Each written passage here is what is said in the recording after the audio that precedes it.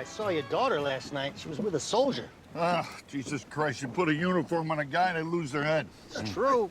I saw her with a sailor. She's a very patriotic girl. Well, she's pretty, Humpty. You gotta expect some trouble, you know? Yeah, that's right. The mother was pretty and a saint. This girl's got a high IQ. The mother saw the number. I play the IQ number, but it never comes in. No, I'm sure she can handle herself. She's been married.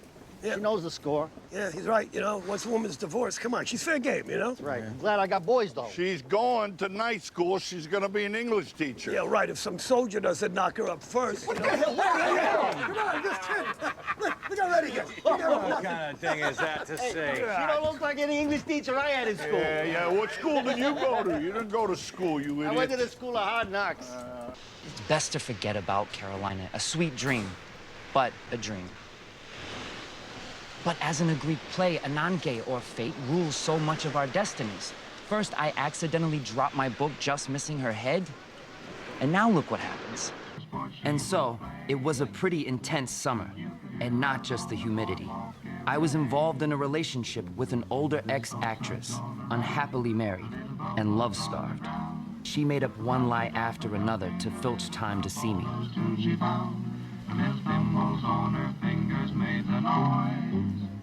What can I tell you? I'm not going to tell Ginny my real feelings. How could I?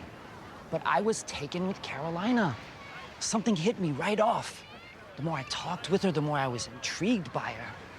I felt a buzz all day after our encounter. I'd like to see her again, but obviously I can't be honest with Ginny about that. The last thing I want to do is hurt Ginny or wreck a good thing. Ginny's a very emotional woman. And how could I ever explain things to Carolina? That's all I need. Hey, I'm having an affair with your stepmother who's cheating with me on your father. Coney Island, 1950s. The beach, the boardwalk.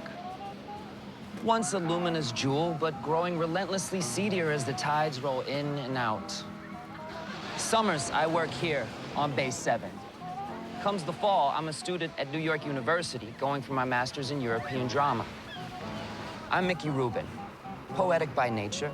I harbor dreams of being a writer of truly great plays, so I can one day surprise everyone and turn out a profound masterpiece. Anyhow, let me get to the story, in which I am a character, so be warned. As a poet, I use symbols, and as a budding dramatist, I relish melodrama and larger-than-life characters. And so the angel of death passed over them and headed out west. But his shadow was scary. It took a few days of summer sun to decompress. And when Humpty wasn't trying to get riders for those empty horses on the carousel, he was off chasing fluke and flounder. Your wife don't like to go fishing anymore, Humpty. Yeah. She never really liked it. She made like she liked it. To get me on the hook. I was the fish. Yes, it's a problem.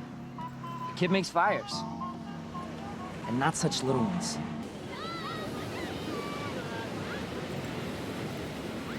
It's amazing how lucid things become when you get an outside perspective. At that moment, a fog lifted, and my choice was obvious. Carolina was a lovely daydream, but reality, with all its pros and cons, belonged to Ginny. All my silly schemes to pursue Carolina seemed crazy, and I made the decision to never entertain that pipe dream again. But as Jake said, the heart has its own hieroglyphics. A rainy day at the beach. Time off for me. Nobody swims during a lightning storm. I guess this is as good a time as any to tell you. I'm having an affair with Ginny, Humpty's wife. Let me fill you in on that. It started at the beginning of the summer. At that point, I didn't know either Humpty or Ginny.